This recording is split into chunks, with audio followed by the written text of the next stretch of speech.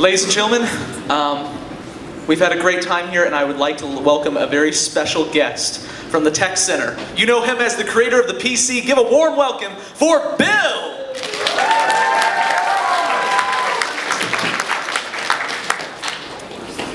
Before I begin, I just got word that the search for the 6 missing trainers from the SSN disaster has been called off. I would like everyone to observe a moment of silence for them now, please. Now, for on with why I'm here. For those of you who don't already know, my name is Bill, creator of the Pokemon PC and teleporter systems.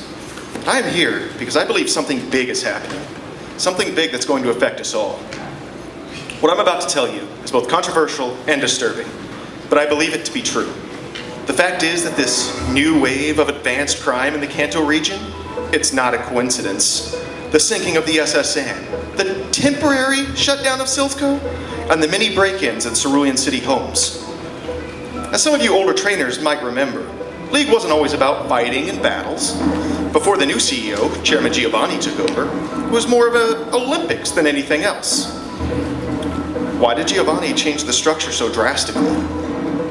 Well, I'm here to tell you that I believe events such as this are not a coincidence, but rather planned attacks by an organization we know nothing about, and that Giovanni is not only involved, but behind this.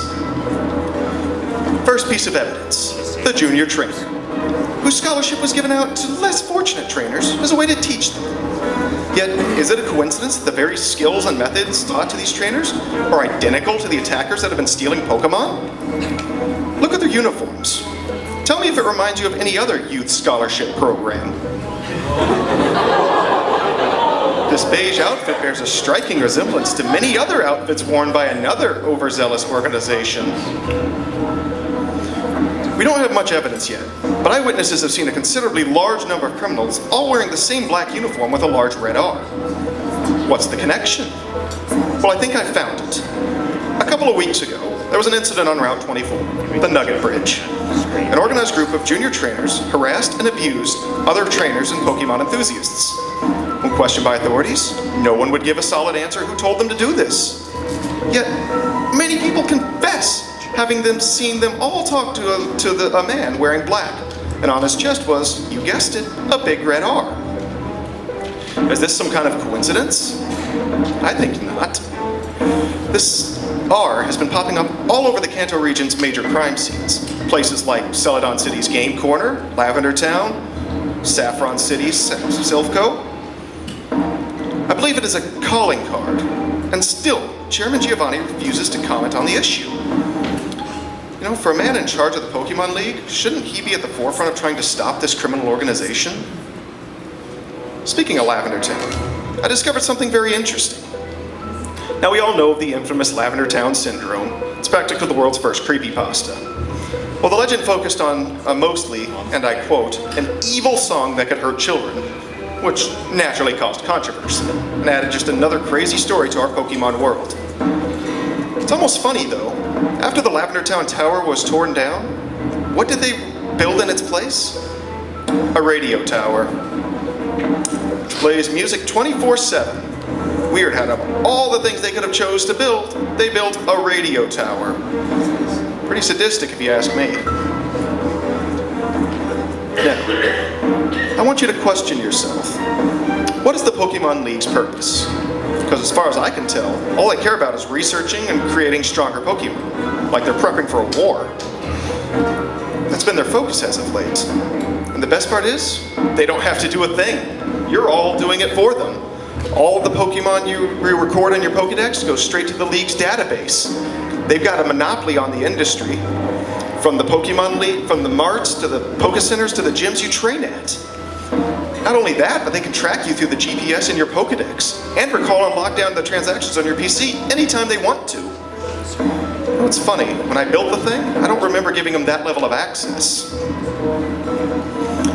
Now, I took this footage about 7 months ago at the now abandoned Cinnabar Island Research and Pharmaceuticals facility. Before its disaster, Cinnabar was a thriving research facility at the cutting edge of fossil research and headed by the famous and close personal friend, Dr. Fuji.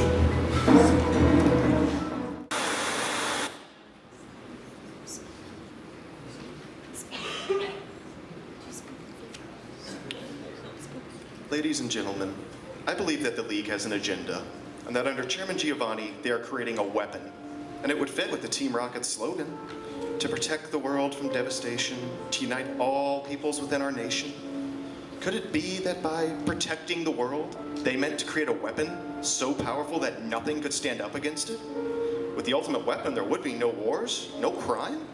And with a psychic type, you could control the minds of others to unite them within a nation. I don't think it's a coincidence that after this experiment escaped from the laboratory, the two largest attacks this year immediately took place at Silphco and Lavender Town. They were trying to steal the Master Ball prototype, the only thing that could capture this Mewtwo. Then they tried to steal the Silphscope, which would help them capture ghost Pokemon, only thing that could be effective against psychics. I think they've lost control, and now they're doing everything they can to stop it before it can grow and endanger mankind. The research already shows that a focused attack from this monster would be enough to level a city. No telling what it could do given enough time. I have one more piece I want to show you, and I think it'll surprise you to say the least. Here, we have a very famous scene where after this experiment awakens, it almost instantly went feral, destroying the facility and killing everyone inside. It's pretty dark, I must say. Just straight out murder. Well, this Mewtwo returns to the island, builds his palace out of the rubble of the laboratory. That's why some of Dr. Fuji's work is found on the computers there. Well, here's where things get weird. Here, we see a young trainer chasing his Pokemon into one of this monster's machines. But look closely at the robotic arms. Weird how they look an awful lot like human bones. I believe that this monster used the remains of the scientists still on the island to create his machines, building the robot arms in his cloning device out of their bones. Honestly, people, I believe the evidence for this speaks for itself. There is a conspiracy. This Team Rocket exists. They are real. They are evil. They're going to steal your Pokemon. No, go away. Get away. No, I won't be silenced. No! There is no Team Rocket. Don't believe this crazy man. Guys, you gotta believe me! Your Pokemon are safe. Guys, it's real, they're real! I've seen them! You're not doing anything! Come on, you're not doing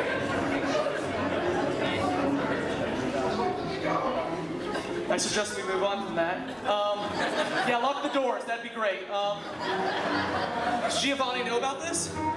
Okay, the Pokemon League finds out about this. I'm losing my license. You know that? All right, so let's move on to something happy. Let's move on to a game. Who here likes games? All right, so we got free rare candy.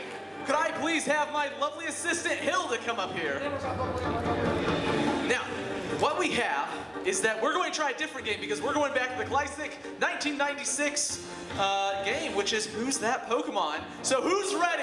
Now, for this. Yeah, I'm ready. Now this is going to test you, and I kid you not. We went everywhere to find some of the hardest challenges we could. So be very loud and voice your answers. Also, we're going to be a lot more generous with our candy, trying to get rid of all the rare candy so you can level up to a level 100 and just wipe out the Elite Four. So, let's begin with the first one, shall we? Who's that Pokemon? Everyone, you won!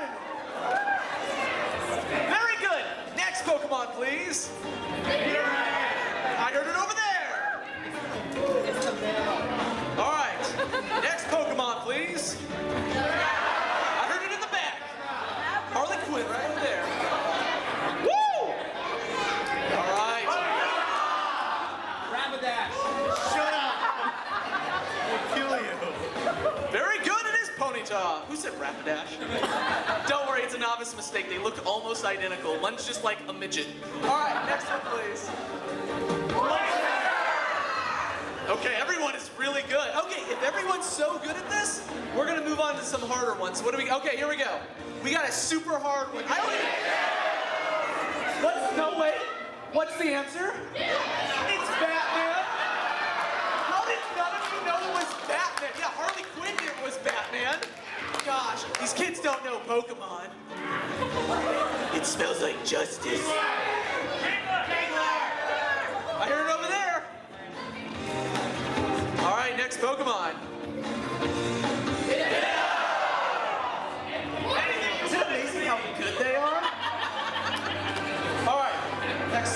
Next one, please.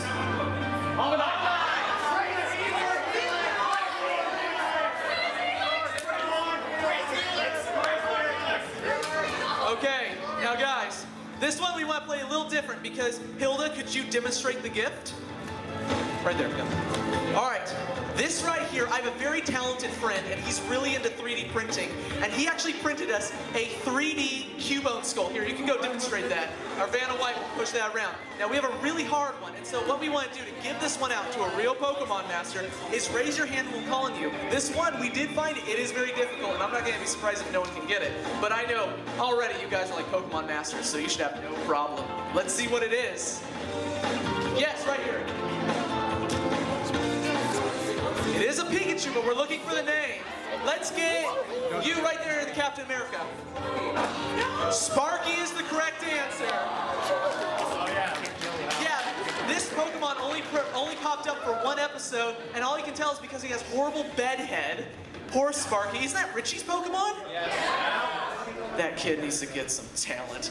All right, next Pokemon.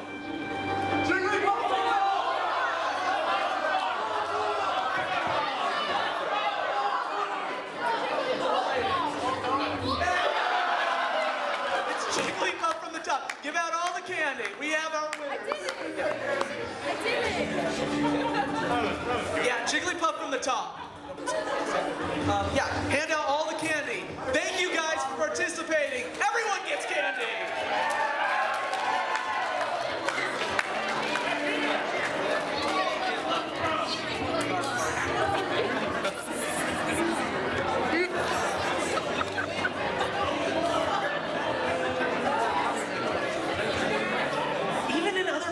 Jigglypuff ruins everything. Isn't that weird?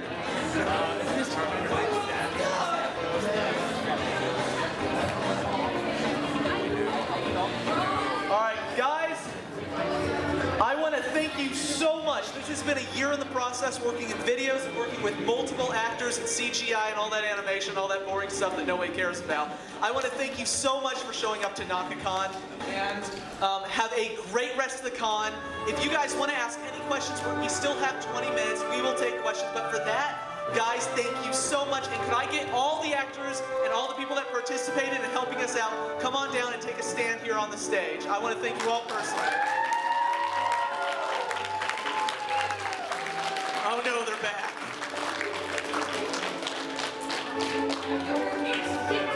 Yeah, now everyone has, whoa, watch your step.